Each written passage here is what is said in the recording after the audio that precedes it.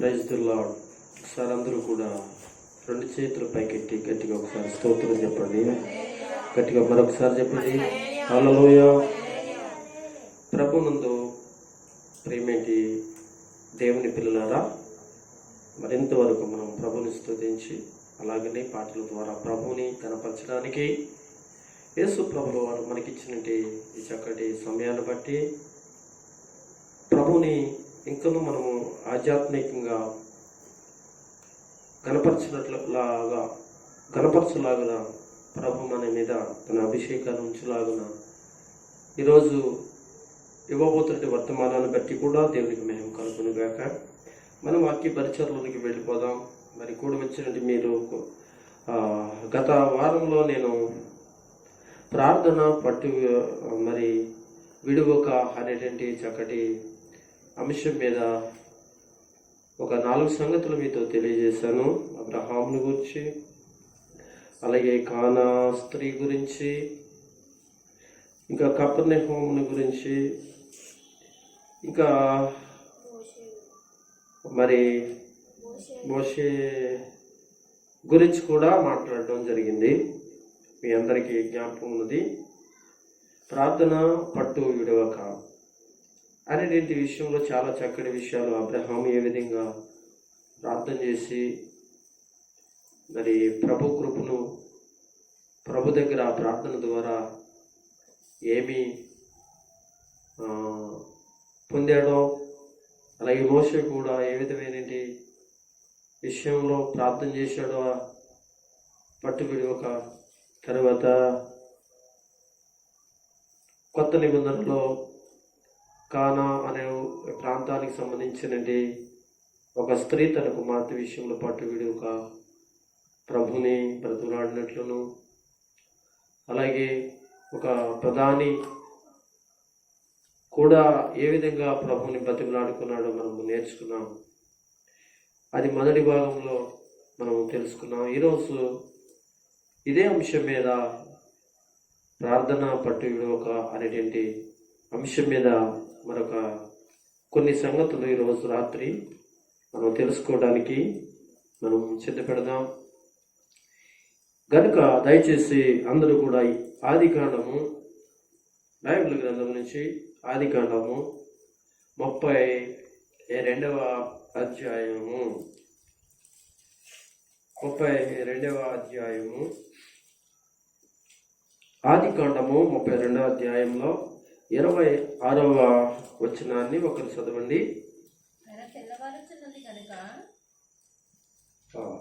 ఆయన తెల్లవారుచున్నది కనుక నన్ను పోనిమ్మనగా అతడు నీవు నన్ను ఆశీర్వదిస్తేనే గాని నిన్ను పోనీయను అనెను. చాలండి. ఈ ఆదికాండము 32వ అధ్యాయము 26వ వచనంలో రాయబడిన విషయం. ఇక్కడ యాకోబు కనిపిస్తున్నాడు. ఈయన ఎవరంటే అబ్రహాము మనవడును ఇసాకు కుమారుడునైన, అంటే 2వ కుమారుడు. మొదటి కుమారుడు ఇసాకునకు యాసావు, 2వ కుమారుడు యాకోబు. అయితే ఈ యాకోబు ప్రార్థన చేస్తున్నట్టి వాక్య భాగాన్ని ఇప్పుడు మనము చూసాం. ఎబ్బోను రేవు యొద్ద ప్రార్థన చేస్తున్నట్లుగా, తెల్లవారు కూడా ప్రార్థించినట్లుగా, ఇంకా చెప్పాలి అంటే ఆ ప్రార్థన పట్టు విడువక ప్రార్థన. ప్రియులారా, కొంచెం యాకోబుని గురించి మనము తెలుసుకుని దీనిలో ఉన్నటి ఆధ్యాత్మిక విషయం మనం నేర్చుకుని ప్రభు ఒక రాకడ కొరకు సిద్ధపడదాం. నేను ఇందాక చెప్పినట్లు యాకోబు ఇసాకు కుమారుడు, ఈ ఇస్సాకుకి 2 కుమారులు, పెద్దవాడు యాసావు, రెండవవాడు యాకోబు. ఈ విషయం మర్చిపోకండి. ఈ యాసావు అనేవాడు తన తల్లిని తండ్రిని చాలా బాధ పెట్టాడు. ఎంత బాధ పెట్టాడు అంటే చాలా బాధ పెట్టాడు. ఏ విషయంలో అంటే వివాహ విషయంలో బాధ పెట్టాడు. వివాహ విషయంలో బాధ పెట్టాడు. ఏంటి అంటే కానానులో ఉన్నటి స్త్రీలను పెళ్లి చేసుకున్నాడు. అయితే ఇస్సాకునకును రిబకాకును ఈ విషయంలో ఇష్టము లేదు. చాలా దుఃఖం. ఆ పరిస్థితుల్లో వివాహాలు చేసుకున్నప్పుడు ఆ ప్రాంతంలో వీళ్ళు ఉన్నటి ప్రాంతంలో అన్య ప్రజలు చేసుకోవడం ఇష్టం లేదు కనుక చేసుకున్నాడు. తర్వాత తన కుమారుడైనటి ఎవరు యాకోబుని పిలిచి, నీవు ఈ కానానులో ఉన్నటి స్త్రీలను పెళ్లి చేసుకోవడం మాకు ఇష్టం లేదు అని స్పష్టంగా తన కుమారుడికి ఈ విషయాన్ని బైబిల్లో మనకి చెప్తారు.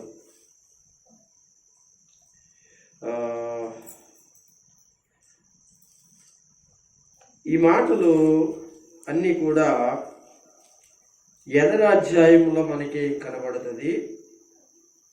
యెదరాధ్యాయంలో మనకి ఇలా రాయబడినట్లుగా మనం చదువుకుంటాం. 28వ అధ్యాయం 1వ వచనంలో ఏముందంటే, ఇస్సాకు యాకోబును పిలిచి, నీవు కానాను కుమార్తెలలో ఎవతిను వివాహము చేసుకునకూడదు అనే విషయం తెలియజేస్తుంది. అక్కడ కింద తన సోదరుడు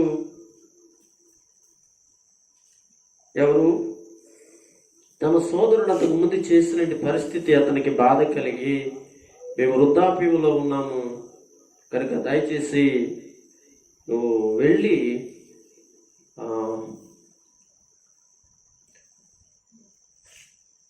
ఆరాములో ఉన్నటి లాబాను కుమార్తెలలో ఒకదాన్ని పెళ్లి చేసుకోమని తన యాకోబు యొక్క మేనమామ దగ్గరికి, రిబకా సోదరుని దగ్గరికి తన కుమారుని పంపిస్తుంది. అక్కడికి వెళ్తాడు. ప్రియమైన వారలారా, వెళ్ళినప్పుడు అక్కడ వెళ్ళడానికి ప్రయాణం చేస్తాడు. అప్పుడు ఏం జరిగిందో తెలుసా? తన తమ్ముడైన యాకోబు తన తల్లి తండ్రులు ఇద్దరు కలిసి తన మేనమామ దగ్గరికి పంపించినట్లుగా తెలిసినప్పుడు ఇంకా యాసావునికి కోపం ఎక్కువ పెరిగి ఇస్మాయేలీల కుమార్తెలలో ఒకతని మరలా పెళ్లి చేసుకుంటాడు. సరే, ఇది అయిన తర్వాత యాకోబు తన ప్రయాణం సాగిస్తాడు. అతను వెళుతున్నప్పుడు చేతికర్రతో బయలుదేరుతాడు. చేతిలో ఏదో చిన్న మూట పట్టుకుని బయలుదేరిన తర్వాత ప్రయాణం అవుతుండగా ఒక చోటుకు వచ్చేటప్పటికి రాత్రి అవడం వలన ప్రయాణము సాలించుకుంటాడు. అది అతడు బయలుదేరిన పరిస్థితి కూడా మనకి బైబిల్ గ్రంథంలో చాలా స్పష్టంగా విషయాలు మనకి తెలియజేయబడుతూ ఉంది. బెర్షెబా నుండి అని మాత్రం అక్కడ రాయబడుతుంది. బెర్షెబా నుండి ఎవరు? యాకోబు బయలుదేరినట్లుగా బైబిల్ గ్రంథంలో మనము చూస్తాం. ఆ రాత్రి అతడు ఆ పర్వతం మీద లేక ఆ అరణ్యంలో అతడు ఏం చేయబడ్డాడంటే విశ్రమిస్తున్నాడు లేక నిద్రపోతున్నాడు. ఆ టైంలో ఏం జరిగిందంటే అతడు ఒక కళ కన్నాడు. ఆ కళను గురించి ప్రభు అయిన దేవుడు మాట్లాడతాడు. 28వ అధ్యాయములో 10వ వచనములో యాకోబు బెయేర్షెబా నుండి బయలుదేరి హారాను వైపునకు వెళ్ళెను అని రాయబడి ఉంటుంది. సరే, బయలుదేరిన తర్వాత అతడు ప్రయాణములో ఆగినట్లుగా, ఆ రాత్రి ఒక చోట ఉండినట్లుగా, ఆ చోట అతడు పడుకోవడానికి ఒక రాయిని తీసుకుని తలగడ చేసుకున్నాడు. ఆ రాత్రి తనకి ఒక కళ దేవుడు దర్శించి కళను చూపించాడు. ఆకాశమును అంటి భూమి మీదకి ఉన్నట్టు ఒక నిచ్చెన అతనికి ఆ కళలో కనిపించింది. ఆ యొక్క నిచ్చెన కొంతమంది పైకి ఎక్కుతూ దిగుతూ ఉన్నారు. వారెవరో కాదు, దేవదూతలు. కొన ఆకాశమును కంటింది. ఆ నిచ్చెని కొన కిందకేమో కింద నా భూమి మీద ఆ నిచ్చెని కనపడుతుంది. ఇది చూసిన దృశ్యం యాకోబు లేచి ఇది దేవుని యొక్క గవిని, దేవుని యొక్క మందిరం అని చెప్పి అక్కడ ప్రార్థించినట్లుగా తెలియజేస్తూ ఉన్నాడు పరిశుద్ధాత్మ దేవుడి వాక్యంలో. తర్వాత మనం అవన్నీ చదువుకుంటే ఆ విషయాలన్నీ ఉంటాయి. అయితే ఇప్పుడు కొంచెం ముందుకి నేను వెళుతూ ఉన్నాను. ప్రార్థన చేసి ప్రభుని అడిగాడు, ప్రభువా, నేను వెళ్ళే మార్గంలో నాకు అన్ని విధాలుగా సహాయం ఇచ్చేయి. నేను తిరిగి వచ్చేటప్పుడు నిండైన ఆశీర్వాదం చేత సహాయం ఇచ్చేయి అని ప్రార్థించినప్పుడు దేవుడు మాట్లాడాడు. అబ్రహామునికి, ఇస్సాకునికి వాగ్దానము, అదే వాగ్దానము నీకు విస్తారమైనటువంటి సంతతి నీకు కలుగుతుంది, మంచి భూమి యొక్క ఆశీర్వాదాలన్నీ పొందుతావు, తిరిగి వస్తామని చెప్పేసి మాట్లాడిన తర్వాత ప్రయాణం సాగించాడు. ఆ తర్వాత తన మేనమామ దగ్గరికి వెళ్ళాడు. సుమారుగా కొంతకాలము, అంటే కొన్ని సంవత్సరాలు లాభాని దగ్గర పనిచేశాడు. అదే పరిస్థితులలో తన మొదటి కుమార్తెని పెళ్లి చేసుకున్నాడు, రెండవ కుమార్తెని కూడా పెళ్లి చేసుకున్నాడు. అలాగనే ఇంకా ఒక ఇద్దరు స్త్రీలను తన యొక్క దగ్గర నుండి, తన మామగారి దగ్గర నుండి లేక ఇంట్లో ఉండే దాసీలను కూడా పెళ్లి చేసుకున్నాడు. వారికి పిల్లలు పుట్టారు. దేవుని మహాకృప చేత ఆ యొక్క యాకోబును బట్టి లాబాని యొక్క ఇంటి వారిని దేవుడు ఆశీర్వదిస్తున్నాడు. అయితే అక్కడ మనం ఒక విషయం గమనించాలి. ఆ యొక్క పరిస్థితి ఏంటి అంటే, ఈ యాకోబు ఎంత కష్టపడినా తనకు అనేది ఏది లేకుండా పోయింది. తన భార్యలను సంపాదించి బిడ్డలను సంపాదించాడు. పిల్లలందరూ పెద్దవాళ్ళు అయ్యారు. తనకు అనేది ఏదో ఉండాలి అనేటువంటి ఒక ఆలోచన కలిగిన వాడిగా ప్రార్థన చేశాడు. ఆ ప్రార్థనలో మరి చేసిన తర్వాత తన మేనమామతో మాట్లాడాడు. మరి అటు మందులో కొన్ని వాటిని, సారు లేనట్టు వాటిని, మచ్చ లేనట్టు వాటిని, ఇలాంటి కొన్ని సందర్భాలు అక్కడ ఉంటాయి. అవేమి లేని వాటిని గురించి మాట్లాడతాడు. అక్కడ నీళ్లు పెట్టినప్పుడు, ఆ మందలు సూలు కట్టినప్పుడు, అక్కడ ఒక చెట్టు యొక్క కొమ్మలను తీసుకొచ్చి వాటిని చెక్కినప్పుడు వాటికి మచ్చలు వస్తాయి. నీళ్ళ దగ్గర వేసినప్పుడు చూలు కట్టినవన్నీ కూడా మచ్చలు కలుగుతాయి. వాటి వలన మరలా దేవుడు అతన్ని ఆశీర్వదించి మంద అభివృద్ధికి వచ్చి మంచిగా దీవించబడిన తర్వాత తిరిగి తన తండ్రి ఇంటికి, తన తల్లి దగ్గరికి వెళ్ళాలనే ఆలోచన కలిగి మళ్ళా తన యొక్క భార్యలతో సంప్రదించినప్పుడు తన మామ అతనిని పంపిస్తాడో లేదో అనేటువంటి ఆలోచనతో ఒకరోజు మామగారు లేనప్పుడు, అలాగే ఆ ఇంటి వారు లేనప్పుడు తన మందను, తన ఆస్తిని, పిల్లలను, తను కూడా భార్యలను కలిసి వెళ్ళిపోవడం జరుగుతుంది. వారు వెళ్ళిపోయిన తర్వాత మరి 2 దినాల తరువాత, 3 దినాల తరువాత మామగారు వచ్చిన తర్వాత వెళ్ళిన సంగతి తెలుసుని ఆ ఇంటి వారిని, ఆ పరివారము, తనకున్నటువంటి బంధువులందరినీ తీసుకుని ఎవరంటే యాకోబుని ఎదుర్కోవడానికి వెళతాడు. అక్కడికి వెళ్ళిన తర్వాత ఆ యొక్క లాబాను ఒక రాత్రి అక్కడ ఉంటాడు. ఎక్కడ అంటే యాకోబుని ఇంకా కలుసుకోక ముందు ఒక రాత్రి వస్తుంది. ఆ రాత్రి అక్కడ ఆగిపోతారు. ఆ రాత్రి పడుకుంటాడు. యాకోబుతో దేవుడు మాట్లాడతాడు. ఏమనంటే మంచి అయినను చెడ్డ అయినను యాకోబుతో మాట్లాడడానికి వెళ్ళలేదు అని దేవుడు మాట్లాడతాడు. తెల్లవారుతుంది, యాకోబును మళ్ళా కలుసుకోవడానికి ప్రయాణం చేస్తారు. ఆ ప్రయాణం మొత్తానికి యాకోబు కలుస్తాడు. చాలా బాధపడతాడు. లాభాను, నువ్వు ఇలా ఎందుకు చేసే పని, నా పిల్లలను సంబరముతోను లేక డప్పులతోనూ వాయిద్యములతోనూ సంతోషంగా నీ తండ్రి ఇంటికి వెళ్తానంటే పంపుతాను కదా అని చెప్పి ఏదో కొన్ని విషయాలు అక్కడ మాట్లాడతాడు. అక్కడ ఆ దేవుని మహాకృప ఏంటంటే అక్కడ ఎటువంటి కొట్లాట దెబ్బలాట ఉండదు. సరే, తన మామగారు వాళ్ళు ప్రమాణకాలు చేసుకుంటారు. ఆ యొక్క ప్రమాణిక ప్రకారంగా వీళ్ళ దారిని వీళ్ళు, అలాగే యాకోబు తన పిల్లలు తీసుకుని వస్తాడు. వచ్చిన తర్వాత అతనికి మరొక ఆపద ఎదురవుతుందని భయపడతాడు. ఆ ఆపద ఏంటంటే తన అన్నగారైన యాసావు అంతకుముందు చిన్నతనంలో అంటే అతను తన తండ్రితో ఉన్నప్పుడు అతను చేసిన పనులు జ్ఞాపకం పెట్టుకుని, ఒకవేళ మా అన్న నన్ను, నా పిల్లలను, నాకున్న ఆస్తిని తీసుకెళ్తున్న వారందరినీ కూడా చంపేస్తుంటే భయంతో ఒకసారి ముందుగానే ఏం చేసాడో తెలిసి అంటే అతను ప్రయాణానికి ముందుగా మధ్యలోనే ఆగి, ఎందుకంటే వాళ్ళ ప్రయాణాలు చాలా రోజులు పట్టాయి. ఎందుకో తెలుసా, వాళ్ళు వెళ్తుంది కాలు నడకన, వారు తీసుకువెళ్తుంది గొర్రెల మందలు, మేకల మందలు, పశువులు కనుక వాటిని ఏకదాటిగా నడిపించటం వలన ఏం జరుగుతుందంటే మధ్యలో వాటికి నడవలేక చనిపోయే కొన్ని ఉంటాయి, బాధ కలిగి కొన్ని ఉంటాయి అని చెప్పేసి వాడు కొంత దూరం నడిపించి ఆగడం, కొంత దూరం నడిపించి ఆగడం ఇలా చేయటం జరుగుతుంది.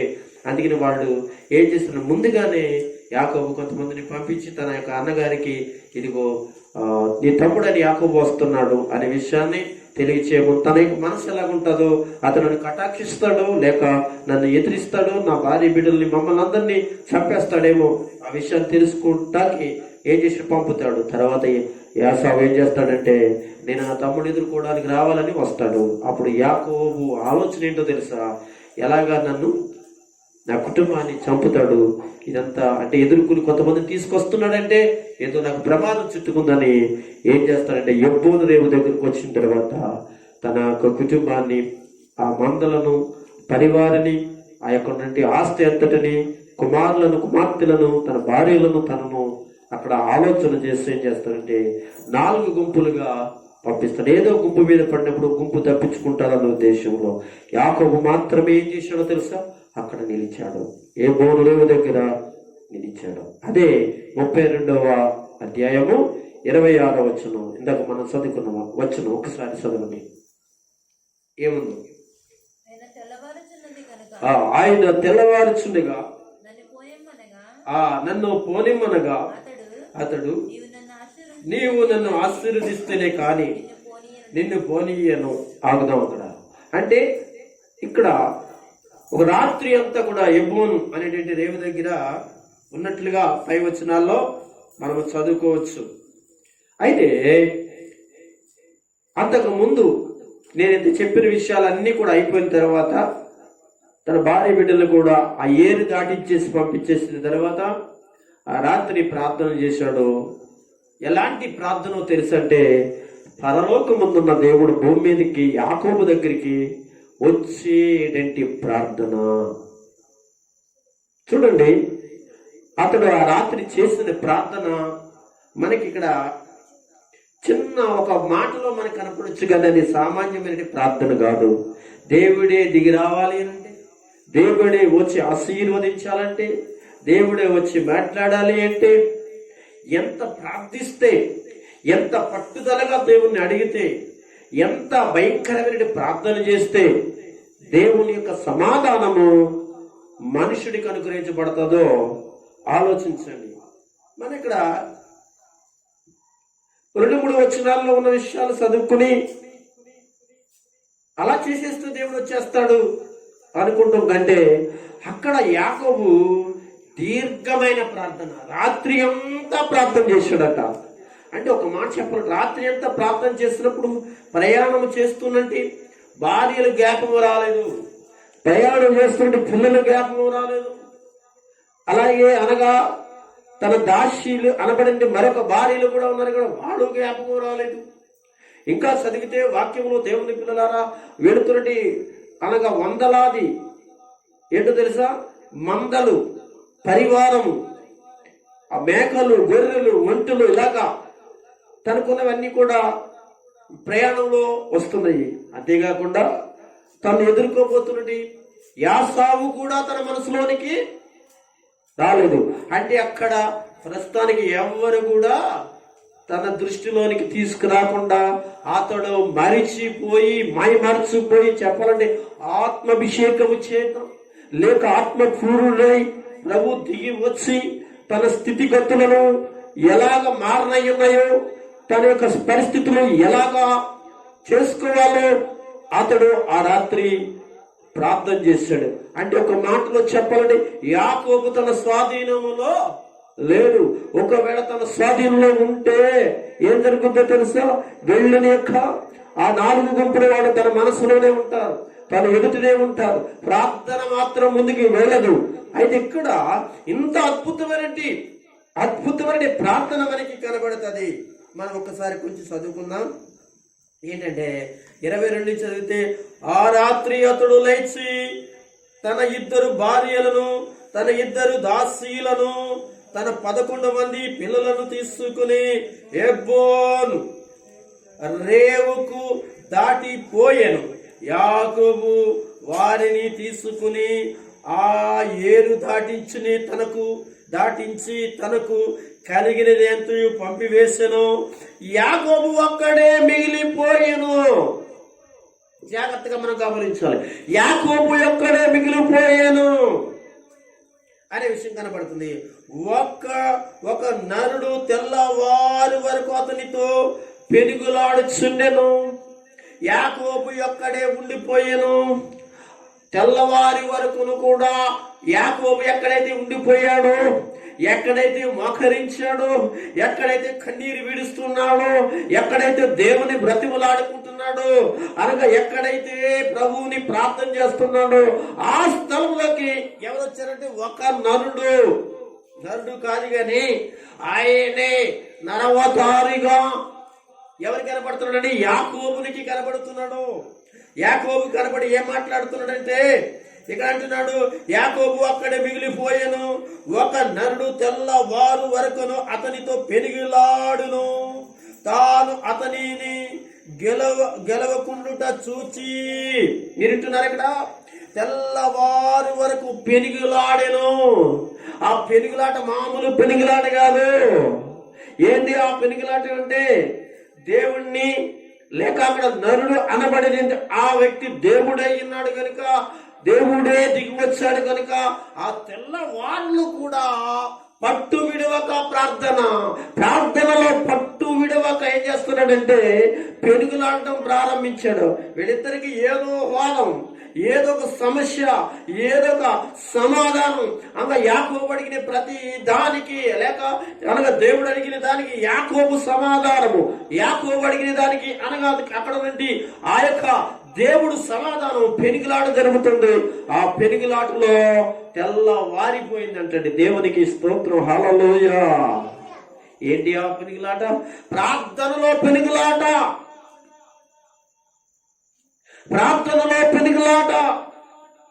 ఆ పెనుగులాటలో దేవుడు దిగి రావడం, ఆ ప్రార్థనలో దేవుడు దిగొచ్చి యాకోబుని అంటున్నాడు, తెల్లవారిపోతుంది కనుక నన్ను ఎల్లనిమ్ము. అసలు యాకోబు ఎవరండి? అసలు యాకోబుని పర్మిషన్ అడగడం ఏమిటండి? ఆలోచించండి. అసలు ఆయన వెళ్ళిపోవచ్చు కదా అని ఆలోచిస్తే, దేవుని బిడ్డలారా, మన ప్రార్థన అలా ఉంటే మన పర్మిషన్ లేకుండా దేవుడు వెళ్ళడానికి ఇల్లేదు.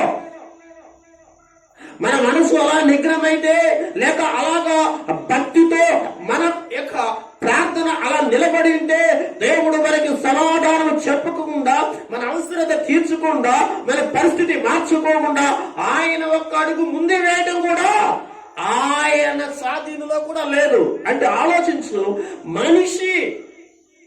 మనిషి దేవుని దగ్గర భారము కలిగిన ప్రార్థన, నిష్ఠ కలిగిన ప్రార్థన, భక్తి కలిగిన ప్రార్థన, పట్టుదల కలిగిన ప్రార్థన, విశ్వాసము కలిగిన ప్రార్థన, దేవుని సన్నిధిని పరలోకమును కలిగించే ప్రార్థన చేసినప్పుడు ఆ ప్రార్థన, దేవుని పిల్లరా, ఈ యాకోబుని గురించి ఒక ప్రవక్త చెప్తాడు. మగ సిరిగలవాడటండి. ఎవరు ఎవరు? యాకోబు మగ సిరిగలవాడు. ఆ మగ సిరిగలవాడి దగ్గర ఏంటని ధ్యానం చేస్తే గొప్ప పాఠాన్ని అక్కడ దేవుడు మనకు నేర్పిస్తాడు. మగ సిరిగలవాడటండి యాకోబు. దేవుడు గెలిచిన వాడు అంటాడు అక్కడ. ఆలోచించండి, దేవుని గెలిచిన మగ చిరువు కలిగిన వాడు. దేవుని యొక్క బిడ్డలు గమనించండి, ఆలోచించండి. ప్రార్థన కలిగిన ప్రతి ఒక్కరు కూడా మగ సిరి కలిగిన వాళ్ళే, మగ సిరి గల వాళ్ళే. ప్రార్థన పట్టుదల కలిగి, ప్రార్థనలో విశ్వాసము కలిగి, దేవుని సన్నిధికి మనకి మధ్యకు దిగి వచ్చినట్టు ప్రార్థన చేసినట్టు వారందరూ కూడా ఎవరంట? మగ సిరి గల వాళ్ళే. మీకు అర్థమైందా? మగ సిరి గలవారంటే మగవాళ్ళు మగ సిరి గలవాలంటారు, ఆడవాళ్ళు మగ సిరి గలవాలంటే ఎలా కుదురుతుందంటే పాస్టర్ గారు మీరు అందరూ అంటున్నారేంటి కదా? నేను ఒక మీటింగ్ లో గత 4 సంవత్సరాల కిందట ఎప్పుడు ఒక మీటింగ్కి వెళ్ళాను, రామసింగవరం మీటింగ్కి వెళ్ళాను. అది పగలు, ఆ మీటింగ్లో పగలు రాత్రి మీటింగ్ అయితే ఆ మీటింగ్లో పగలు నేను ఇశ్రాయేల్ సైన్యం గురించి మాట్లాడుతూ, సంఖ్యాకాండంలో వచ్చి ఇశ్రాయేల్ యొక్క సైన్యం గురించి మాట్లాడుతూ, ఆ సైన్యం గురించి మాట్లాడుతూ, ఆ సైన్యం అనేటి వారు లెక్కించినప్పుడు ఆడవారిని లెక్కించలేదు, మగవారిని లెక్కించారు. అంటే వారు లెక్కలో లేరా? అంటే స్త్రీలు లెక్కలో లేరా? మరి అనగా ఇశ్రాయేలీలు లెక్కించినప్పుడు పురుషులు మాత్రమే లెక్క ఎందుకు వచ్చారు? అంటే వాళ్ళు యుద్ధానికి సిద్ధపడిన వాళ్ళు కదా అంటూ మాట్లాడుతూ, నేను యాకోబుని గురించి, ఆ ప్రవక్త చెప్పినట్టు మాటల గురించి నేను మాట్లాడుతున్నా. మగ సిరిగలవాడు, మగ సిరిగలవారు అనే దానికి అర్థమైంది తెలుసా? అక్కడ ఆ మాటకు అర్థం తెలుసా? ప్రార్థన కలిగిన వాళ్ళు మాత్రమే మగ సిరిగలవారు. అంటే ప్రార్థన ఎవరికి ఉంటే, మగవాళ్ళకి ఉంటే మగ సిరి కలిగిన వాళ్ళు, ఆడవాళ్ళకి ప్రార్థన ఉంటే మగ సిరిగల వాళ్ళు అనే విషయాన్ని ప్రస్తావించడం జరిగింది. గత 5 సంవత్సరాలు అవుతుంది అనుకుంటున్నాను. అప్పుడు కాదు, చాలా అయిపోయింది, 5, 6 అవ్వచ్చు, చాలా సంవత్సరాలు అయింది.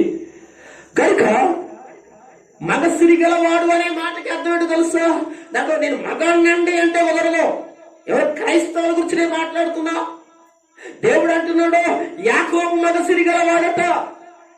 దేవుడా దేవుడా అతను మగ సిరిగలవాడని నువ్వు ప్రత్యేకంగా చెప్పలేడు, మగాడే కదా అని మనం అడిగితే, ఓ నోరు మూసుకోరా పౌలు, నోరు మూసుకోరా పాస్టర్, నీకు తెలియని మాటలు మాట్లాడుతున్నామంటాడు నన్ను. ఎందుకో తెలుసా?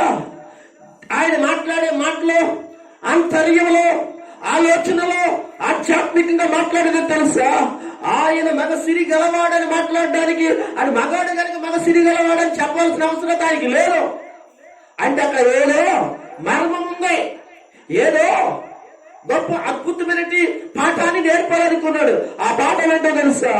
ఎవరైతే ప్రార్థన కలిగి ఉంటారో, ఎవరైతే పట్టుదల కలిగిన ప్రార్థన కలిగిన వారు ఉంటారో, ఆకాశం నుంచి అనగా భూమి మీదకి దేవుడు దింపేటట్టు అనగా ఎవరైతే ఉంటారో, వారి స్త్రీలైనను, వారి పురుషులైనను, వారి యవనస్తులైనను, ఎవరైనా కావచ్చు, కానీ వాళ్ళందరూ కూడా దేవుని దృష్టిలో చెప్తున్నాను, దేవుని మనుషుల దృష్టిలో కాదండి, దేవుని దృష్టిలో వాళ్ళు ఏమై ఉన్నారో తెలుసా? మగ సిరి గల వాళ్ళై ఉన్నారు. దేవునికి స్తోత్రం కలుగును గాక. మగ సిరి గల దేవుని గెలిచిన ప్రార్థన, దేవుడు తిరిగి నేను వెళ్ళనేమో అనేటువంటి ప్రార్థన, మన ప్రార్థన ఎప్పుడు వెళ్ళిపోవాలని మనం ఆలోచిస్తాం. మన ప్రార్థన ఎప్పుడు ముగించుకుంటామో అనుకుంటాం. అది ఎక్కడైనా కావచ్చు, చర్చిలో కావచ్చు, మీటింగ్ లో కావచ్చు, లేదా మన ఇంట్లో కావచ్చు, ఎక్కడైనా కావచ్చు. అనగా తొందరగా అయిపోతే బాగుంటుంది. చిన్న ప్రార్థన, పెద్ద ప్రార్థన అనేది హెచ్ఎస్ఎల్ మన దగ్గర ఉంటుంది. మనం వెళ్ళిపోవాలనుకుంటే కానీ ప్రార్థన దేవుని బిడ్డలారా, కానీ ఆ ప్రార్థిస్తున్న యాకోబు ఆ ప్రార్థనను దేవుడు ఆలకించిన తర్వాత ఆయన ప్రార్థన ముగించడం లేదు. ఆయన పట్టి విడుదల ప్రార్థన ఆయన అనబడిన యాకోబు బతులాడుచుండే ఆ యొక్క ప్రార్థన బట్టి దయచేసి నన్ను విడిచిపెట్టమని నేను వెళ్ళిపోవాలంటున్నాడు. దేవుని యొక్క స్వరము ఈ యొక్క వాక్యములో మనకు కనబడుతుంది.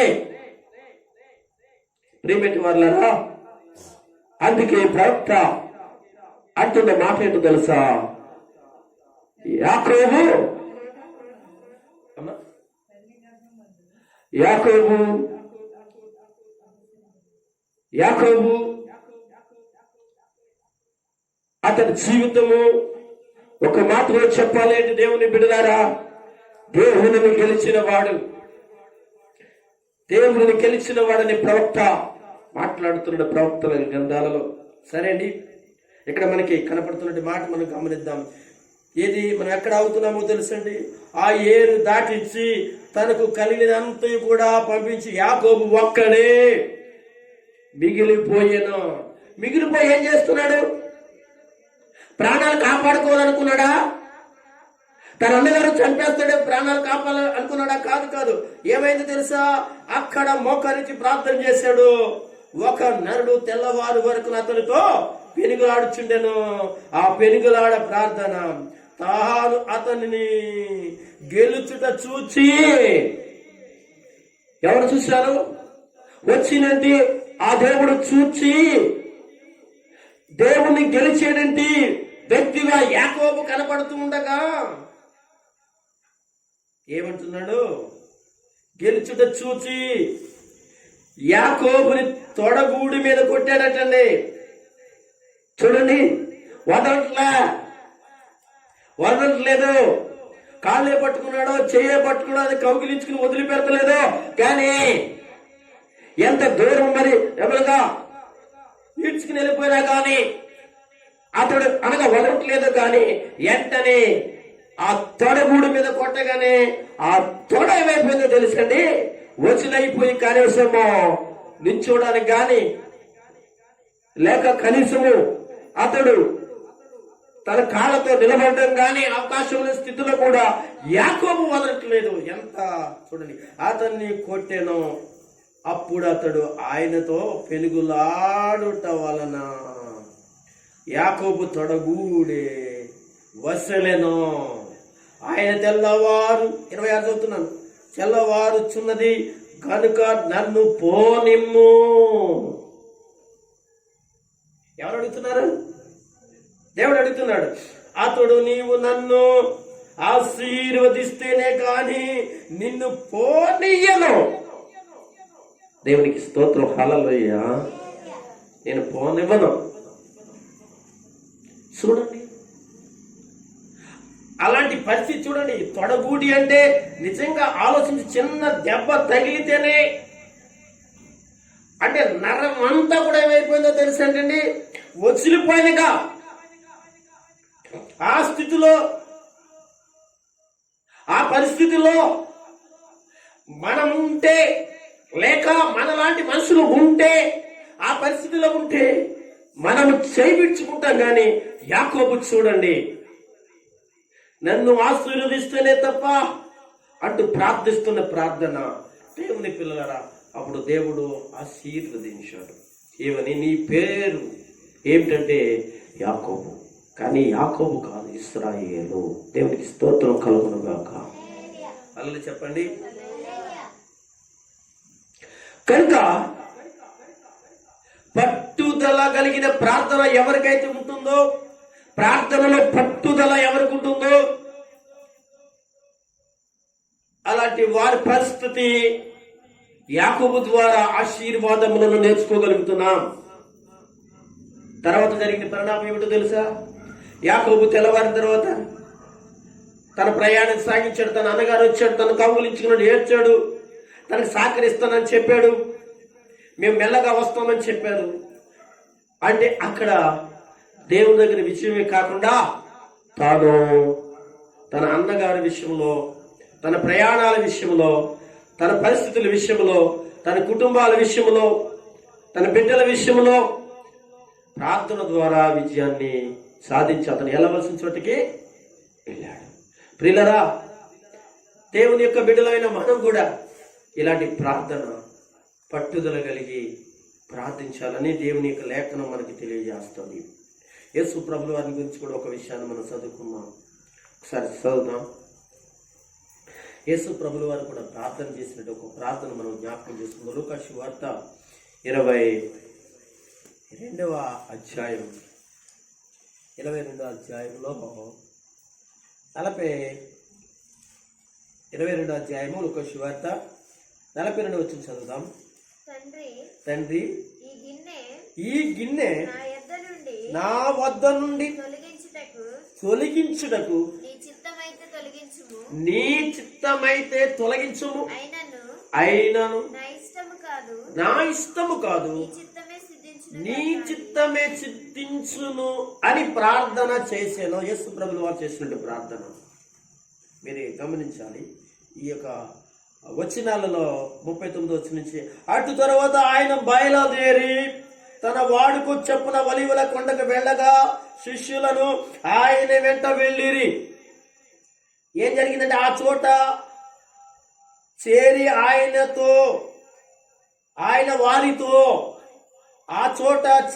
ఆయన వారితో మీరు శోధనలో ప్రవేశించుకున్నట్లుగా ప్రార్థించుండని చెప్పాను. ఇది ఎవరికి చెప్పాడో ఈ విషయాలు అనేక పర్యాయాలు అనేక సందర్భాలు మనము దేవుని వాక్యంలో దైవ సేవకులు మనకు బోధించారు లేక చెప్పారు. మనం చదివిన విషయాలు శోధనలో ప్రవేశించకుండానట్లుగా అంటే ప్రార్థన అనేది భూమి మీద ప్రతి వ్యక్తి జీవితంలో, ప్రతి కుటుంబ జీవితంలో, ప్రతి సంఘ జీవితంలో, ప్రతి సమాజ జీవితంలో, ప్రతి దేశంలో ఉన్నటి ప్రజల జీవితంలో ప్రార్థన అతి ముఖ్యమైనది. ప్రార్థన అంత అవసరమైనది. అంటే ప్రార్థన ఏం చేయబడుతుంది అంటే శోధనలు రాకుండా చూస్తాం. బైబిల్లో ఆదికాండం నుంచి ప్రకటన గ్రంథం వరకు కూడా మీరు చదివితే అనగా దేవుని బిడ్డలు అనేకమైన శోధనలు పొందిన వారు, ఆ శోధనలకి ప్రార్థన ద్వారా విజయం పొందిన వారు, ప్రార్థన చేయక కొంతమంది శోధనలో పడిపోయి జారిపోయిన వారు కూడా బైబిల్లో మనకు కనబడతారు. సరిగానండి, శోధనలోంచి పడిపోయిన వారు, జారిపోయిన వారు గనుక యేసు ప్రభు శిష్యులు తర్వాత వారు ప్రార్థించగా ఏ విధమైన సమస్యలను కూరుకున్నారో అనే భయాలు మనం మాట్లాడుకున్నాం. అయితే శోధన వస్తుంది, శోధన ప్రవేశించింది, ఆ శోధన నుంచి బయటికి రావాలి అనేటువంటి సందర్భాల్లో ఎస్తేరు 3 దినాలు ప్రార్థన చేసింది. అనగా యూదులైన వారు 3 దినాలు ప్రార్థన చేశారు. ఆ శోధన నుంచి విడిపించుకుంటారు. అది శోధన అనే దానికంటే ఒక మరణమే అని చెప్పాలి, మామూలు విషయం కాదండి. ప్రార్థన మరణా నుంచి విడిపించినట్టు గొప్ప విషయాలను మనం బైబిల్లో చూస్తాం. ఎస్తేరు ప్రార్థన ఒక మరణము నుంచి ఒక వ్యక్తి కాదండి, 2 వ్యక్తులు కాదండి, ఆ జాతి అంతట్లో కూడా ఒకే క్షణమున, ఒకే గంట, ఒకే రోజున చంపించబడాలి అనే గొప్ప శోధన నుంచి ఆ యూదులైన వారు లేక ఎస్తేరు ప్రార్థన ఏం చేస్తుందో తెలుసంటే వాళ్ళందరినీ కాపాడడం జరిగింది. ఇది గొప్ప అద్భుతమైన విషయం. ఇలాగ అనేక పర్యాయాలు అనేక చోట్ల ప్రార్థన గురించి రాసినప్పుడు, ప్రార్థించినప్పుడు దేవుడైన ప్రభు ఏం చేశాడో తెలుసా? వాడిని విడిపించాడు, వాడిని బాగు చేశాడు, వాడిని బలపరిచాడు, వాడిని ఆదరించాడు, వాడికి సహాయం చేశాడు. ఎప్పుడుంటే ఇదిగో పట్టుదల కలిగిన ప్రార్థన.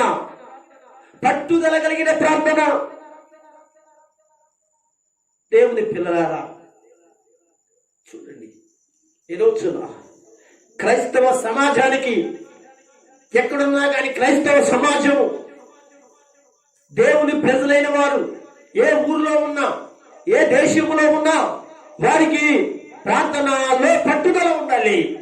ప్రభు అయిన దేవుడు సహాయం చేస్తాడు. ఇక్కడ అంటున్నాడు కదా, తర్వాత ఆయన బయలుదేరి తన వాడుకు చొప్పున ఒలీవల కొండకు వెళ్ళగా శిష్యులు ఆయన ఎంట వెళ్ళిరి. తర్వాత ఏం జరిగింది? ఆ చోట చేరిన తర్వాత ఆయన వారితో అంటున్నాడు, మీరు శోధనలో ప్రవేశించకుండానట్లుగా ప్రార్థించండి. ప్రార్థన లేకపోవడం వల్లే పరిస్థితులన్నీ కూడా వేరువేరుగా ఉంటాయి. దేవునికి స్తోత్రం చెప్పండి. అందుకే పదే పదే ప్రార్థించుకోండి, మీ ఇంట్లో ప్రార్థించుకోండి, ప్రతి క్షణం ప్రార్థించండి, మందిరంలో ప్రార్థించండి, ప్రార్థనా కూటాల్లో. ఎందుకని? దేవుని పిల్లలారా, ఇక్కడ మనం చదువుకుంటాం, వారి వద్ద నుండి రాతి వేత దూరమును వెళ్ళి మోకాళ్ళు యేసు ప్రభువు వారు ప్రార్థన చేస్తున్న ప్రార్థన, తండ్రి నా గిన్నె నా వద్ద నుండి తొలగించుము, నీ చిత్తము అయితే తొలగించుము, అయినను నా ఇష్టము కాదు. ఎంత మంచి మాట అండి. నీ చిత్తమే చిద్దించును గాక. ఎంత మంచి మాట. ఏమంటే ఎప్పుడైనా మనం అనగలుగుతున్నామా నీ ఇష్టమే జరుగును గాక అన్నామా? మన ఇష్టం చేసుకున్నామా అని ఆలోచిస్తే ఎప్పుడు మన ఇష్టాలే చేసుకున్నాం. ఏమంటే ఎప్పుడు మన ఇష్టాలే చేసుకుంటాం, ఎప్పుడు మన యొక్క ఇష్టం యొక్క ప్రకారంగానే మనం ఉంటాం అంటున్నాడు ఇక్కడ. అప్పుడు పరలోకము నుండి ఒక దూత ఆయనకు కనబడెను. అంటే ఆలోచించండి, ఆయనకు కనబడెను, ఆయనను బలపరిచెను. ఏ మాట అది? బలపరిచిన మాట మర్చిపోకండి. ఆయన ఎంత ప్రార్థన చేశాడో, ఎంత ఏడ్చాడో, ఎంత కన్నీరు గార్చాడో, ఎంతగా ఎముకలు అనగా నరాలు శరీరం అంతా కూడా ఎంత ఏ విధంగా అంటే బలపరిచును అంటే ఆయన ఎంతగా అక్కడ ఆ ప్రార్థనలో నలిగిపోయాడో అర్థమవుతుందండి. బలపరిచాడు అంటే, బలపరిచింది అంటే, ఆదరించిందంటే బలపరిచాడు. ప్రియమైన వారలారా, ఈరోజు మనకి అలాంటి ప్రార్థన అవసరం అండి. అలాంటి ప్రార్థన అవసరం అండి. ఈ రోజున సంఘానికి అవసరం అండి, సేవకులకు అవసరం అండి, యవనస్తులకు అవసరం అండి, సమాజంలో నుండి క్రైస్తవ సంఘానికి అవసరం అండి ప్రార్థన. దేవుని పిల్లలారా, 44 వచ్చంలో మంచి మాట ఉంది. ఆయన వేదన పడి మరింత ఆతురముగా ప్రార్థన చేయగా ఆయన చెమటలోంచి వస్తుందండి. చూడండి, నేల పడుచుండగా అది గొప్ప రక్త బిందువలే ఆయన పట్టు విడవట్లేదు. అంటే పట్టు విడవకుండా చేస్తున్నాడంటే బద్దలైపోతుంది శరీరం. చూసారా, గట్టిగా మనం ప్రార్థన చేసి గొంతుకి వెళ్ళిపోయింది అనుకోండి, ఏం చేస్తాం? పక్కన ప్రార్థించమని మళ్ళీ మంచినీళ్ళు రావద్దాం కదా. చూడండి ఎంత ప్రార్థన. ఆ ప్రార్థనలో తన శరీరం చిట్లిపోతుంది, చెమట ఒక పక్క నుంచి వచ్చేస్తుంది. ఆ చెమటతో పాటు అనగా ఆ యొక్క శరీరము రంధ్రాలలోంచి చెమట వచ్చే రంధ్రాలలోంచి ఏమొస్తుందో తెలుసా? లోపల నరాల్లోంచి చిట్లు పోయిన రక్త బిందువులు కారుచు ఉన్నట్లుగా మనం చదువుకుంటున్నాం. ప్రార్థనలో ఎంత పట్టుదల! ప్రియమైన వాళ్ళారా, ఈ రోజున అలాంటి పట్టుదల కలిగిన ప్రార్థన మనకు అవసరమని మీకు తెలియజేస్తున్నాం. సమస్యలు వస్తాయి, ప్రార్థన చేయాలి. ప్రార్థన ఈ రోజున మన జీవితంలో కనుక ప్రార్థన ఎంత అవసరమో తెలుసుండి కూడా చాలా మంది దేవుని బిడ్డలారా, ఇప్పుడు 3వసారి వైరస్ అక్కడ ఇక్కడ అక్కడ ఆ నోట ఈ నోట ఆ ఊరు ఆ గ్రాములు ఇక్కడ అక్కడ జనాలు అలాగున్నారు అలాగా మళ్ళీ 3వసారి చెప్పుకోవడం. ఏమండి, దానికి భయపడుతున్నాం. ఏమండి, ఆలోచించండి. దేవునికి భయపడలేదు. ఈ రోజున తాపి మేస్త్రికి భయపడే వాళ్ళు ఉన్నారండి. అని తెల్లారి పనులకు రాడటండి. ఆదివారం ఒకరు ఎవడు భయపడుతున్నాను? ఏమండి, నీకు ఇచ్చింది, నీకు సహాయం చేస్తుంది, ఎవరికో అనగా ఒక మనిషికి భయపడుతున్నావు నువ్వు. ఎవరికో అనగా ఎవరికెవరికో భయపడుతున్నావు నువ్వు. ఎవరికెవరికో చుట్టాలకి భయపడుతున్నావు నువ్వు. దేవుడికి భయపడట్లేదు. భయపడద్దా నువ్వు కదా? ఈ రోజు నాకు జరగట్లేదా అనగా ఒక ఉద్యోగంలో ఉంటే ఒక ఉద్యోగం లేదు, ఒక వ్యాపారంలో ఉంటే ఒక వ్యాపారంలో ఉన్న వ్యక్తికి, అనగా ఒక పనికి వెళ్తే ఒక పనిలో ఉంటే ఆ మేస్త్రికి, అనగా బంధువులకు, చుట్టాలకు ఇలా చెప్పుకుని వెళ్తే మనుషుడు ఈ రోజున యేసయ్యను నమ్మేమని చెప్పుకుంటూ మేము భక్తులు కూడా చెప్పుకుంటూ ఎవరికి భయపడుతున్నారంటే వాళ్ళకే భయపడుతున్నారు. కీర్తన గ్రంథంలో ఒక మాట ఉన్నది ఏమండి, మనము ఒక మాట చదువుదాం ఒకసారి. కీర్తన గ్రంథం 4వ కీర్తన అనుకుంటున్నాను, ఒకసారి చదువుదాము. 4వ కీర్తన అనుకుంటున్నాను, చూద్దాం. 4వ కీర్తన, ఓకే, 4వ వచ్చిన చదువుతారా? భయము నుండి పాపము చేయకిడి చాలండి, అంత అవసరం లేదు. భయము నుండి పాపము చేయకుడి. పాపం అంటే దేవుని బిడ్డలారా, పాపం అంటే ఏంటి? దేవుని ఆజ్ఞను అతిక్రమించడమే పాపం కదా. అంటే దేవునికి భయపడకోకుండా మనుషులకు భయపడే వాళ్ళందరూ కూడా పాపం చేస్తున్నాడే కదా. మనిషికి భయపడుతున్నావు, ఒక జంతువుకు భయపడుతున్నావు, దేనికో భయపడుతున్నావు, ఎవరికో భయపడుతున్నావు. అనగా దేవుని సన్నిధిలో నిన్ను సృష్టించిన సృష్టికర్తకు ఆయనకు భయపడకుండా ఉన్న వాళ్ళందరూ కూడా పాపంలో ఉన్నవాళ్ళే కదా. వాక్యం సెలవిస్తుంది కనుక ఈ యొక్క వాక్యములో యేసు ప్రభుల వారి ప్రార్థన, ఎలాంటి ప్రార్థన ఆలోచించాలి, ఎలాంటి ప్రార్థన ఆలోచించాలి. ఇంకొక విషయాన్ని నేను చెప్పి నేను ముగిస్తా, ఒక 2 విషయాలు చెప్పి ముగిస్తా. ఏమిటి అంటే యాకోబు రాసిన పత్రిక చదువుతారా? 5:17 చదవండి. 5:17 చదువుతారా? 5:17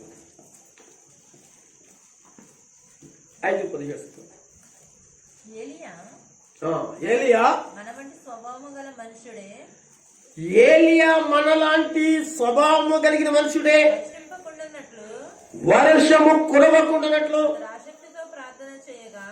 ఆసక్తితో ప్రార్థన చేయగా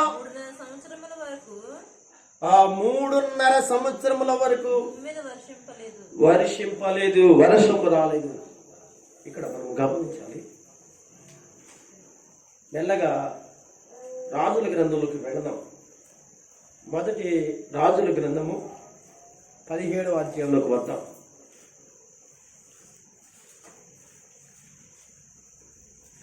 రాజుల గ్రంథము 17వ అధ్యాయంలో మనకి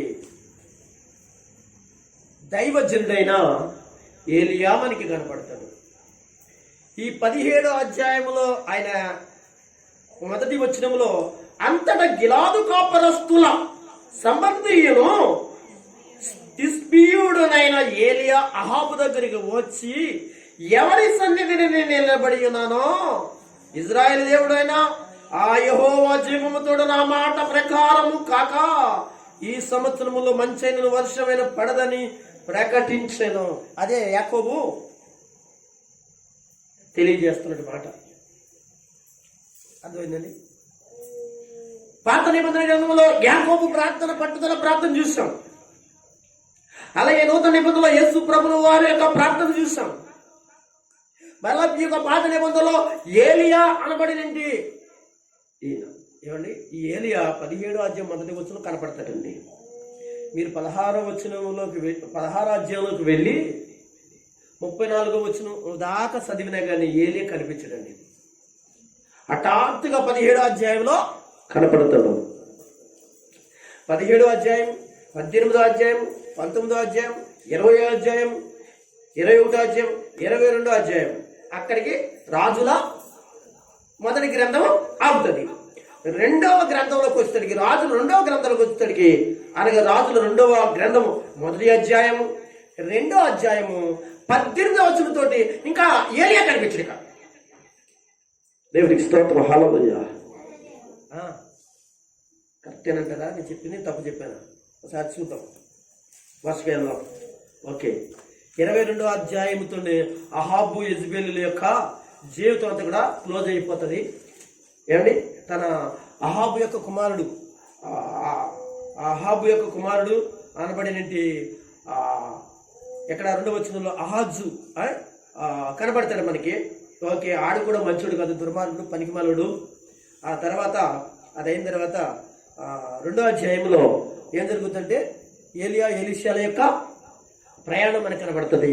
18వ అధ్యాయంలోకి వచ్చేటప్పటికి ఏమవుతుందో తెలుసా? 18వ అధ్యాయంలోకి వచ్చేటప్పటికి ఇంకా ఏలియా మనకు కనబడవు. ఏంటి 18వ అధ్యాయం? 2వ రాజుల గ్రంథము 2వ అధ్యాయంలో 18వ వచనం, వారు యెరికో పట్టణమునందు ఆగి ఉన్న ఎలీషా వద్దకు తిరిగి రాగా అతడు వెళ్ళవద్దని నేను మీతో చెప్పలేదా అని వారితో అనిది. ఎవరితో? కొంతమంది శిష్యులందరూ వచ్చి ఎలీషాతో అన్నారు, వెళ్ళొద్దని చెప్పాం కదా, మీ గురువు గారికి కనిపించడం, ఇక్కడ కనబడితే సోమరంలో కనపడతాడు, సోమరంలో కనపడితే యెరూషలేములో కనపడతాడు, అసలు అతనికి కనపడే అవకాశం ఉండదు. అయితే దేవుని బిడ్డలారా, ఇక్కడతో మనకి ఎవరు కనపడరు? ఏలియా కనపడరు.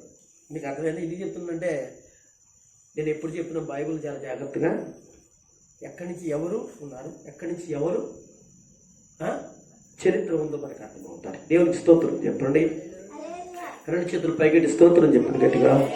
హల్లెలూయా, హల్లెలూయా. మంచిదండి. ఇప్పుడు మనము ఏలియాను గురించి మనం మాట్లాడుకుంటున్నాం. ఏలియా పట్టుదలగా ప్రార్థన చేశాడు. ఏంటండి? దేవుడు అన్నాడు, ఇశ్రాయేలు రాజుని అహాబు చేస్తుండే అక్రమాలు, అలాగే ఇశ్రాయేలు పాపం చేయడానికి కారకుడు, ఇశ్రాయేల్ అందరూ తిరిగి అనగా భయంకరమైన స్థితిలో ఉన్నారు కనుక వాళ్ళ జీవితంలో ఒక కఠినమైన తీర్పు నేను తీర్పు తీరుస్తున్నాను. అదేంటో తెలుసంటే మంచైనను వర్షమైన లేకుండా చేస్తాను. వాళ్ళు 3.5 సంవత్సరాల్లో ఏం చేయబడతారు? వాళ్ళ నీళ్లు లేక వాళ్ళ పశువులు చనిపోతాయి, వాళ్ళకి పంటలు ఉండవు, ఏమి ఉండవు. ఇదిగో తెలుసా వాళ్ళు పెట్టుకున్నట్టు బయలుదేవతలు, వర్షం ఇచ్చే బయలుదేవతట, ఆహారం ఇచ్చే బయలుదేవతట, వాళ్ళకి సృష్టి కలిగిన బయలుదేవతలు చూస్తాను, ఏదో ప్రకటన చేయి. వాళ్ళు ఏమాత్రమో ఆ సృష్టి మీద అధికారం చూపి అనగా వర్షమైనను మంచి కురిపిస్తానని చూస్తాను అని చెప్పేసి ఏం చేస్తాడు తెలుసా? దేవుని వాక్కును ప్రకటించి ఆకాశం ఎత్తుడుగా భూమిని ఇనుముగా చేశాడు. దేవునికి స్తోత్రం. ఈ మాట్లాడి ఎక్కడుంటాయి? ఆకాశం ఎత్తుడుగాను భూమిని ఇనుముగా చేస్తామన్నాడు. అప్పుడు అన్నాడు, ఇక్కడ చేశాడు. ఎక్కడ? ద్వితీయోపదేశకాండం 28వ అధ్యాయంలో. ఎక్కడ? కదా శాపాల గురించి, దేవుని గురించి మాట్లాడుతాడు మోషే.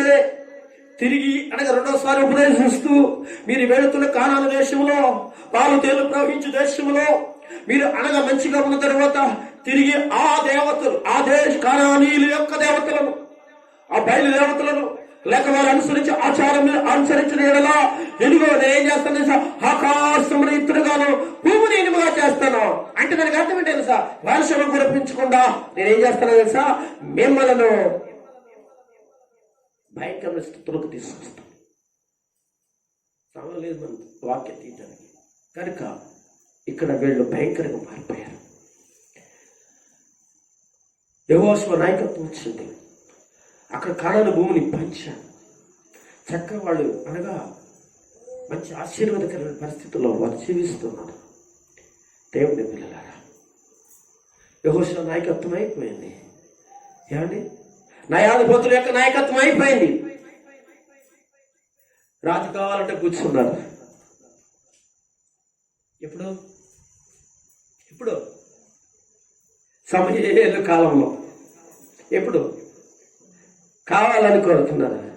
ఆయన రాజుగా ఉంటే అనగా మనుషుడు ఒక నాయకుడుగా రాజుగా ఉండాలి అని అప్పుడు చెప్పాడు అని అంటారు. అప్పుడు చూడటం కాదు, అంతకు ముందు నుంచి కూడా వాళ్ళకి మెదులుతానే ఉంది.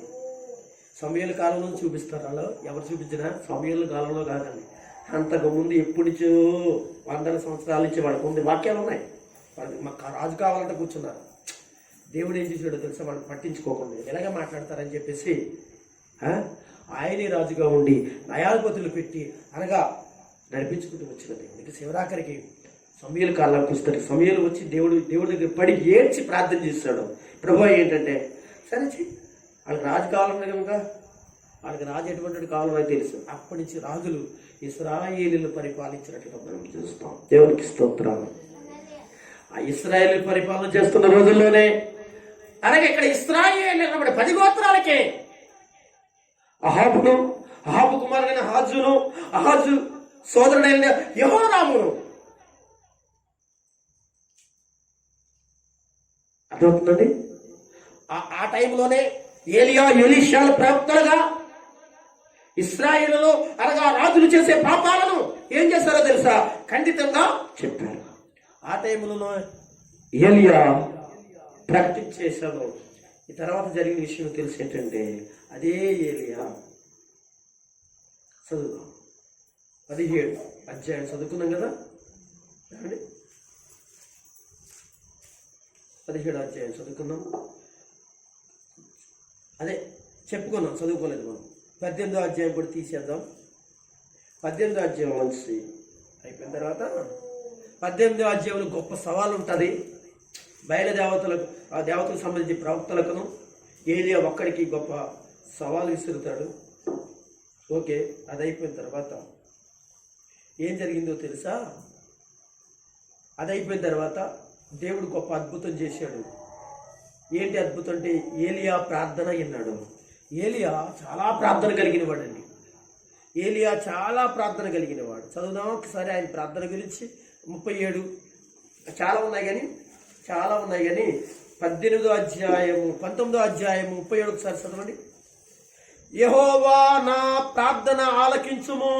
ప్రార్థిస్తున్నాడు ఇక్కడ, ప్రార్థన పరుడు కదా. యెహోవావైన నీవే దేవుడవై ఉన్నావనియు నీవు వారి హృదయములను నీ తట్టుకు తిరగ జేయుదువనియు ఈ జనులు తెలియనట్లుగా నా ప్రార్థన అంగీకరించుము. అతడు ఇలాగూ ప్రార్థన చేయుచుండగా యెహోవా అగ్ని దిగి దాన బలిల పశువులను కట్లను రాళ్లను బుగ్గి దహించి కందకము అందునంటే నీళ్లను ఆరజేసాను. దేవునికి స్తోత్రం. ఇలా చెప్పుకుని వెళ్తే ఆయన గురించి ప్రార్థన, చాలా ప్రార్థన ఇక్కడ ఎన్నో ఉంటాయండి. ఇంకా కొంచెం మనం తెలుసుకుంటే కిందకు వచ్చేది. అదంతా అయిపోయిన తర్వాత అద్భుతం జరిగిన తర్వాత ఆ బయలు ప్రాంతాలను చంపేసిన తర్వాత ఏమైందో తెలుసా? 41 ఒకసారి వెళ్దామా? పిమ్మట ఏం జరిగిందో తెలుసా? ఏలియా విస్తారమైన వర్షం వచ్చినట్లుగా ధ్వని పుట్టుచున్నది, నీవు పోయి భోజనము చేయమని అహాబుతో చెప్పగా. దేవునికి స్తోత్రం. మీరు వింటున్నారా? యాకోబు ఏ విషయాన్నైతే మాట్లాడుతున్నాడో, ఏ వర్షమైతే కొరకైతే ప్రార్థన చేశాడు ఏలియా అని చెప్తున్నాడో, మనలాంటి స్వభావం కలిగినటువంటి ఏలియా ప్రార్థన గురించి ఇక్కడ మాట్లాడుతూ ఉన్న మాట పిమ్మట అంటే అంతకుముందు జరిగిన సందర్భం అయిపోయిన తర్వాత విస్తారమైన వర్షం వచ్చినట్లుగా ధ్వని వినపడుచున్నది. దేవునికి స్తోత్రం. హల్లెలూయా. ఏమండి సార్ నాకు చూడండి, ఇతను మాట్లాడే మాటలో మీకు ఏమైనా ఆశ్చర్యం కలుగుతుందా లేదా? నాకైతే ఆశ్చర్యం కలుగుతుంది. ఏమన్నా విస్తారమైన వర్షం వచ్చినట్లు ఏం కలుగుతుంది? ధ్వని కలుగుతుందంటండి, వినిపిస్తుందంటండి. మరి పక్కన ఉన్న వాళ్ళు అందరికి వినపడాలి కదా, అది చూడండి, వినపడాలి కదా. పక్కనే ఏలియా శిష్యులు ఉన్నారు కదా, అలాగే అహాబు ఉన్నాడు కదా, అక్కడ అనేక మంది ఇజ్రాయేల్ ఉన్నారు, ఆడికి వినపడాలి కదా. చూడండి, దేవుని యొక్క అద్భుతమైన మర్మం అండి. దైవజనుడికి వినపడుతూ ఉన్నది ఆ యొక్క శబ్దం, వర్షపు శబ్దం. ఆ వర్షపు శబ్దం ఎక్కడో ఇంకా రాలేదు వర్షం, ఇంకా మేఘము రాలేదు, మబ్బు పట్టలేదు, ఇంకా అసలు ఆకాశంలో నిర్మలముగా అలాగే ఉంది. కానీ దేవుడు తన దైవజనుడికి వినబడుతున్నాడు. అనగా ఆ శబ్దం ఏంటో తెలుసా? దేవుని పిల్లలారా, వర్షపు శబ్దం. చూడండి, వింటున్నాడండి శబ్దం దైవజనుడు. పిమ్మట ఆయన విస్తారమైన వర్షం వచ్చినట్లుగా ధ్వని పుట్టుచున్నది, నీవు పోయి భోజనము చేయమని అహాబుతో చెప్పాను. అయిందండి. అహాబు భోజనము చేయబోయెను. కానీ ఏలియా కర్మేలి పర్వతం మీదకి పోయి నేల మీద పడి మోకాళ్ళ మధ్య పెట్టుకుని ఉంచుకునేను. దేనికి స్తోత్రం. ఏంటి ప్రార్థన? ఎవరిని భోజనం చేయమంటున్నాడు? అహాబును భోజనం చేయమంటున్నాడు. అహాబును భోజనం ఇప్పుడు దాకా మీ వాడు అందరితో పడ్డావు, తెచ్చుకున్నాడు భోజనం రథంలో, ఆ కర్మేలు పర్వతం మీద తెచ్చుకున్నాడు భోజనం, టైం అయిందే, నువ్వు భోంచే. ఇంటికి వెళ్ళి భోంచేయడం కాదు సరవణ కింద అంతా చాలా జాగ్రత్తగా మనం చదువుకోవాలి వాక్యం. భోంచే నువ్వు. నేను ప్రార్థన చేసిన కర్మేలు పర్వతం మీదకి వెళ్తున్నాడు. పట్టుదలతో ప్రార్థన, ప్రార్థనలో పట్టుదల. మోకాళ్ళ కింద తన యొక్క తలకాయలు పెట్టుకుని నీ శబ్దముని విన్నానయ్యా, నీ స్వరాన్ని విన్నానయ్యా అనగా నువ్వు ఇస్తారా జలముల యొక్క వర్షం యొక్క శబ్దం నిన్నాయా, కురిపించు వర్షం. ఓకే విన్నాం. అహాబు భోజనము చేయబోయిన గాని ఏలియా కర్మేలు పర్వతం మీదకి పోయి నేల మీద పడి మకాళ్ళ మధ్య ఉంచుకున్నాను. తరువాత జరిగిన విషయం ఏంటి తెలుసా? అతడు తన దాసుని పిలిచి, ఎవరు దాసుని? ఏలియా దాసుని పిలిచి అంటున్నాడు కదా, పిలిచి నీవు పైకి వెళ్ళి సముద్రం వైపు చూడమనగా, చూడండి సముద్రం వైపు చూడమనగా వాడు మెరకకు ఎక్కి అనగా పై కొండకి ఎక్కి పార చూసిన ఏమీ కనబడలేదు. అతడు ఇకను 7 మార్లు పొమ్మన్నాడు, 7 సార్లు చూడమన్నాడు. అంటే గంటకి వెళ్ళి చూడమంటున్నాడు. అంటే ఎంత ప్రార్థన చేశాడో ఆలోచించండి. ఏం జరిగిందో తెలుసా? 7వ మారు జరిగిన విషయం ఏంటో తెలుసా?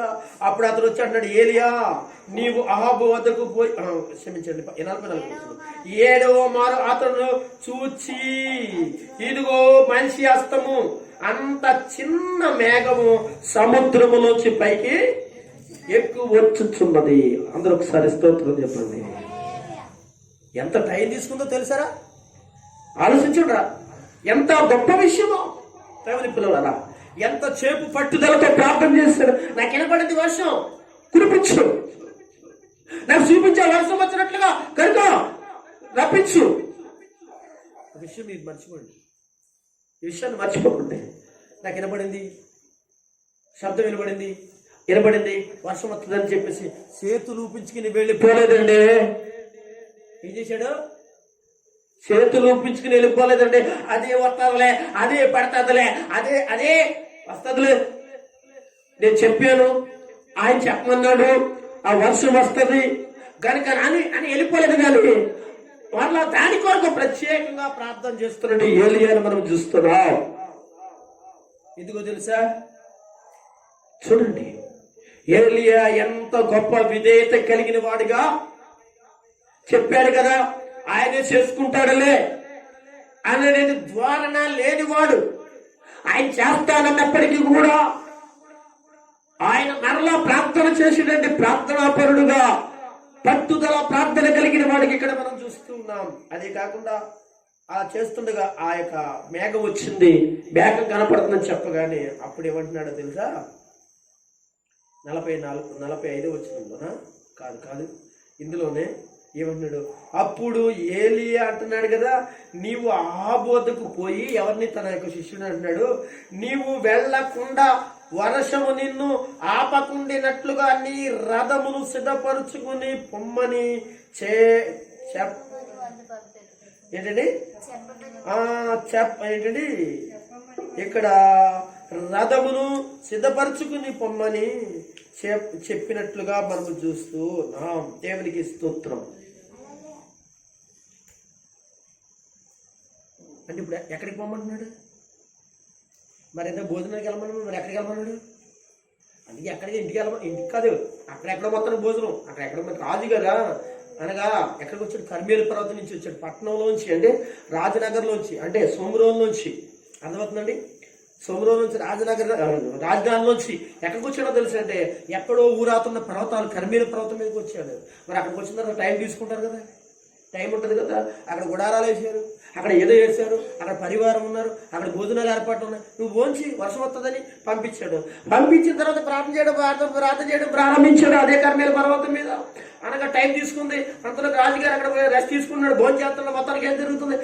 అంతలోకి దేవుని యొక్క అద్భుతమైన కార్యం అంటే తెలుసా? ఒక హస్తం వీళ్ళు చెప్పి వచ్చేస్తుంది. వర్షం వచ్చేస్తుంది, నీ పరివారం, నీ గుడారాలు ఇవన్నీ తడిచిపోతాయి కనుక నువ్వు తడవకోకుండా ఉండడానికి ముందుగా నువ్వేం చేస్తా, సిద్ధపడి రథం ఎక్కి ఇంటికి వెళ్ళిపో. ఓకే, చదువుకున్నా కిందకి వచ్చేద్దాం ఒకసారి. అంతలో ఆకాశం మేఘములతోను గాలి వానతోను కాహారు కమ్ముకుని మోపైన ఏ వర్షం అంటే అబ్బబ్బబ్బబ్బ మోపైన ఆ 3.5 సంవత్సరంలో మంచైన వర్షం లేదేమోనండి. ఏం కురిసిందంట? మోపైన వర్షం కురియను కనుక ఆపు, రథం ఎక్కి ఇజ్రాయేలుకి వెళ్ళిపో, ఇజ్రాయేలుకి వెళ్ళిపో, ఇంటికి వెళ్ళిపో. యెహోవా హస్తము ఏలీయాను బలపరచగా అతడు నడుము బిగించుకుని అహాబు కంటే ముందుగా పరిగెత్తుకుని పోయి, రథం కంటే ముందుగా పరిగెత్తుకుని పోయి ఇజ్రాయేలీలో ఏం జరిగిందో తెలుసా? గుమ్మము యొద్ద చచ్చును. ఎవరున్నారు ఇక్కడ? అక్కడ చెప్పిన ఏలియా ఎక్కడ కనపడుతున్నాడు? ఇది గుర్రం వేసుకుని అంత వేసుకొచ్చేటప్పటికి అనగా ఎవరున్నారు? దేవునికి స్తోత్రం, హల్లెలూయా. ఏలియా ప్రార్థన, పట్టుదల ప్రార్థన. అదే యాకోబు గారు చెప్పిన ప్రార్థన, దేవుని పిల్లలారా చూడండి, ఆయన ఎవరు? యాకోబు గారు అంటే ఆయన ఎవరు? మనలాంటి స్వభావం కలిగిన వాడు కదా. విషయాన్ని యాకోబు రాస్తున్నాడు దేవుని ప్రజలైన వారికి, ఇజ్రాయేలులకు, ఆ 12 గోత్రాల వారికి, చెదిరిపోయిన వారికి రాస్తున్నాడు యాకోబు.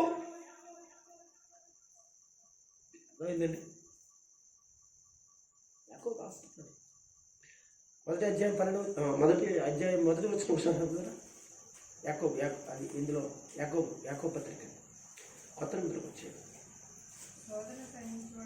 మొదటి అధ్యాయం మొదటి వచ్చినవి.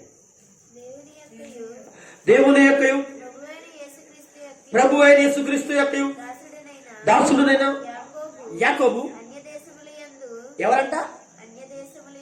అన్య దేశముల యందు ఎవరు చెదిరిపోయారు? ఇశ్రాయేలు. దేవుని స్తోత్రం. అంటే దానికి నోటు మాటతో చెప్పాను, మీరు ఏదో వేరే అనమాట. అంటే వాక్యం చూపించి అలాగా ప్రతిదాన్ని చెప్తున్న టైం ఉండదు, చెప్పడానికి ఉండదు. అందుకే కొన్ని నోటు మాటలతో చెప్పుకెళ్ళిపోవటం జరుగుతుంది. యాకోబు అనగా చెదిరిపోయారు. యాకోబు చెదిరిపోయిన 12 గోత్రాల వారు, అన్యజనుల్లో ఉన్న వారు అందరికీ కూడా ఎవరిని జ్ఞాపకం చేస్తున్నాడు? ఇశ్రాయేలు వారులారా, 12 గోత్రాల వారులారా, ఆయా దేశాలలో అనగా ఉన్న వారులారా. ఎవరు? మన ప్రవక్త. ఎవరిని జ్ఞాపకం చేస్తున్నారండి? మన ప్రవక్త. మన ప్రవక్తే ఏలియా మన వంటి స్వభావం కలిగిన వాడు కదా. ఒకసారి గ్రంథాలు తిరిగేయండి, ధర్మశాస్త్రాలు తిరిగేయండి, ప్రవక్తల గ్రంథాలు తిరిగేయండి, రాజుల గ్రంథాలు తిరిగేయండి, మన ఇశ్రాయేలీయుల చరిత్రను తిరిగేయండి. మనలాంటి స్వభావం కలిగిన వాడు కాదా? ప్రార్థన చేస్తే ఎందుకు అద్భుతం చేయడు? జ్ఞాపకం చేస్తున్నాడు. పట్టుదల కలిగి ప్రార్థన చేస్తే ఎందుకు చేయడు? అద్భుతాలు తెలిసాడు. నేను ముందుకు వెళ్ళిపోతున్నాను. ఆదిమ సంఘములో కూడా ఒక ప్రార్థన గురించి మీకు చెప్తాను, పట్టుదల ప్రార్థన. అపొస్తలుల కార్యం 12:5 తొందరగా చదవండి. ఆదిమ సంఘములో జరుగుతున్న ప్రార్థన పేతురు అపొస్తలుల కార్యం 12వ అధ్యాయంలో పేతురు కొరకు ప్రార్థన చేస్తున్నటి విషయము. పేతురు చెరసాలలో ఉంచబడను, సంఘమైతే అతని కొరకు అత్యాసక్తితో దేవునికి స్తోత్రం, హల్లెలూయా. ఇక్కడ అత్యాసక్తితో ప్రార్థనలో పట్టు విడక ప్రార్థన చేశారు కనుక దూత వచ్చి ఏం చేసింది?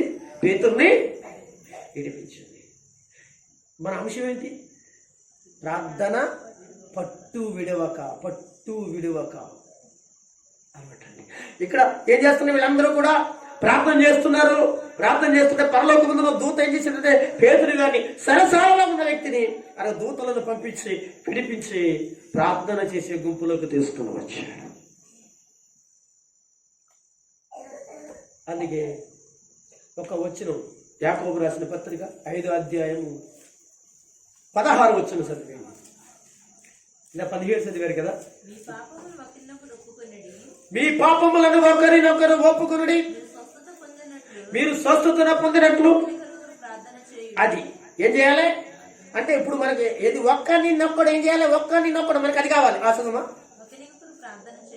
చేయుడి నీతిమంతుని.